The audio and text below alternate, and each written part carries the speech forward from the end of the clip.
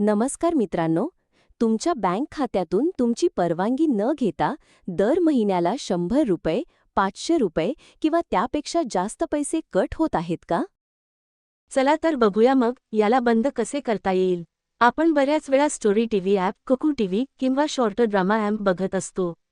आपल्याकडून ते व्हिडिओ बघण्यासाठी ₹1 पेमेंट करायला सांगतात. आपण ते ₹1 पेमेंट लगेचच करून टाकतो.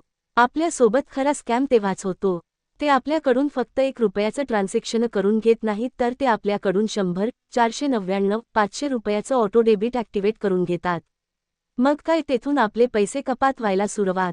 चला तर मग याला बंद करूया. फोनपे ओपन करा. तुम्हाला सर्च ऑप्शन दिसेल, त्यावरती क्लिक करा. ऑटो पे सर्च करा. त्यावरती क्लिक केल्यावरती तुम्हाला दिसेल तुमचे किती ऑटो पेमेंट सुरू आहेत, ज्यामुळे तुमचे ऑटोमॅटिक पैसे कट होतात.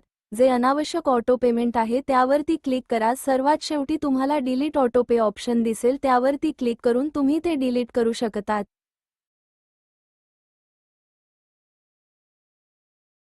नमस्कार मित्रांनो, तुमच्या बँक खात्यातून तुमची परवानगी न घेता दर महिन्याला ₹100, ₹500 किंवा त्यापेक्षा जास्त पैसे कट होत आहेत का?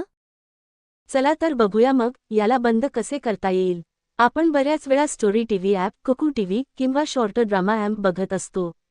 आपल्याकडून ते व्हिडिओ बघण्यासाठी ₹1 पेमेंट करायला सांगतात. आपण ते ₹1 पेमेंट लगेचच करून टाकतो. आपल्यासोबत खरा स्कॅम तेव्हाच होतो. ते आपल्याकडून फक्त ₹1 ट्रान्झॅक्शन करून घेत नाहीत, तर ते आपल्याकडून 100, 499, ₹500 ऑटो डेबिट ॲक्टिवेट करून घेतात.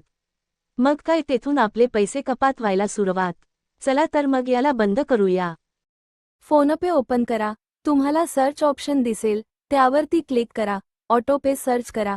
त्यावरती क्लिक केल्यावरती तुम्हाला दिसेल तुमचे किती ऑटो पेमेंट सुरू आहेत, ज्यामुळे तुमचे ऑटोमॅटिक पैसे कट होतात.